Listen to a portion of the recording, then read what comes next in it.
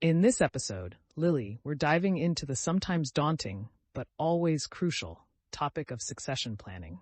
It's like prepping for the ultimate what-if scenario, but for your business or even your personal life. Think of it as writing the next chapter, ensuring everything runs smoothly even when you're not at the helm. Exactly, Sophia. It's about ensuring continuity, protecting what you've built, and empowering those who come after you.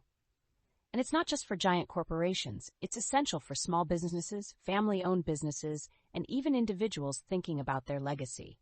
We're talking everything from who takes over the reins to how you pass down your prized stamp collection. Absolutely. And succession planning isn't just about handing over the keys.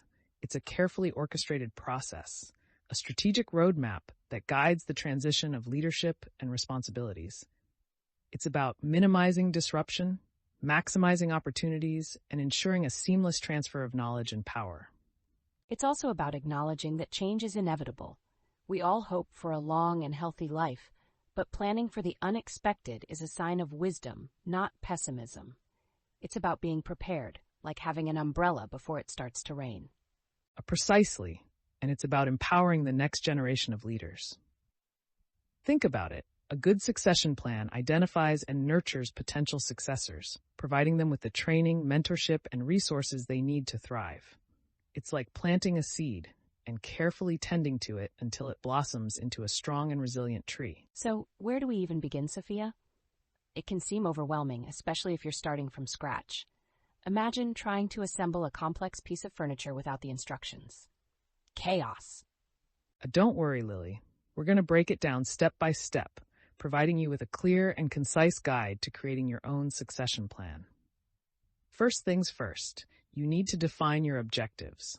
What are your long-term goals for your business or personal affairs? What do you want to achieve through succession planning? This is like setting your destination before embarking on a journey. Right? Once you have your destination in mind, you can start mapping out the route. This involves identifying key roles and responsibilities within your organization or family.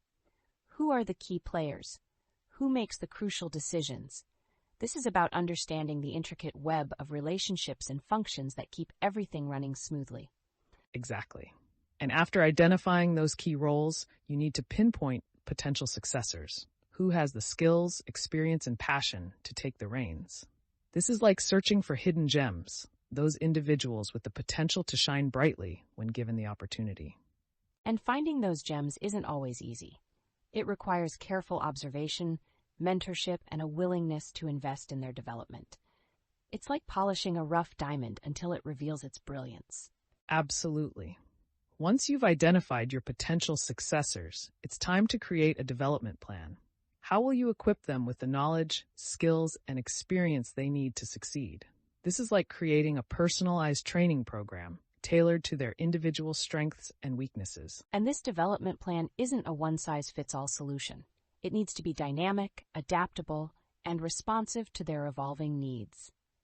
Think of it as a living document, constantly being revised and refined as they progress on their journey. Precisely. And communication is key throughout this entire process. Keep everyone informed, involved, and engaged. This is like conducting an orchestra, ensuring that all the instruments are playing in harmony. Speaking of harmony, sometimes succession planning can feel like navigating a minefield of family dynamics and personal sensitivities.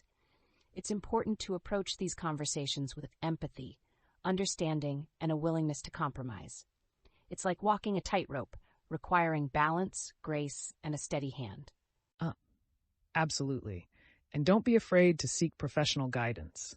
A qualified advisor can provide valuable insights, navigate complex legal and financial considerations, and help you create a plan that meets your specific needs. It's like having a seasoned Sherpa guide you through the treacherous terrain of succession planning.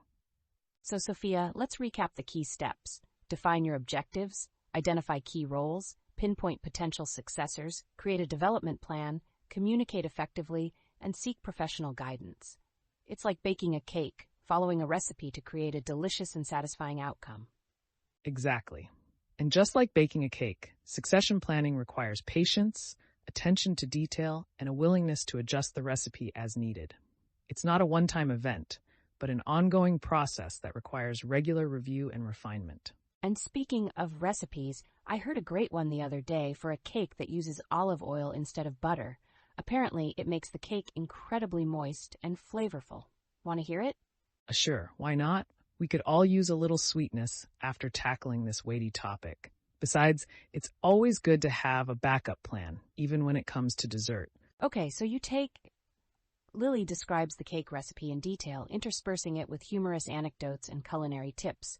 Sophia responds with enthusiastic questions and witty observations, creating a lighthearted and engaging exchange. Wow, that sounds delicious. I definitely need to try that recipe. Thanks for sharing, Lily. You're welcome, Sophia. Now back to succession planning.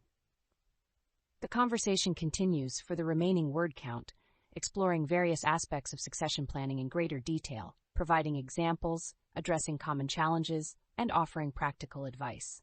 The hosts maintain a casual and engaging tone, incorporating humor, personal anecdotes, and interview-style commentary to keep the listeners interested. They simplify complex concepts, making the information accessible to a beginner audience.